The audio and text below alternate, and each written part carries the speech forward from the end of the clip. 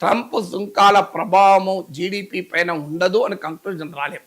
ఎందుకంటే ఆ త్రైమాసికంలో ఈ సుంకాల ప్రభావం లేదు. కోర్స్ వాతావరణ ప్రభావం ఉంది. అంటే ట్రంప్ సుంకాలు విధిస్తానంటున్నాడు, అన్‌ప్రెడిక్టబుల్‌గా ఉంది.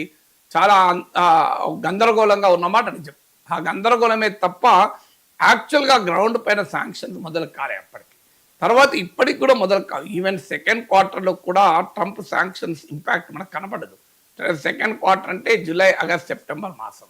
ఎందుకంటే ఆగస్ట్ 27తో స్టార్ట్ అయిన అదనపు 25% కూడా ఇమీడియట్‌గా ప్రభావం పడదు. ఎందుకు పడదు అంటే ఇంపోర్ట్ చేసుకునే వారు ఏం చేస్తారంటే ఈ శాంక్షన్స్ రాబోతున్నాయని తెలిసి పెద్ద ఎత్తున ముందే ఇంపోర్ట్ చేసి పెట్టుకుంటారు. ఇప్పుడు మనం లాక్డౌన్ అప్పుడు చూసాం, కోవిడ్ అప్పుడు లాక్డౌన్ విధిస్తారు అని అనుకున్నప్పుడు పెద్ద ఎత్తున సామాన్ తీసుకొచ్చి ఇంట్లో ప్యాకింగ్ పెట్టుకోలేదా మన ప్రజలు.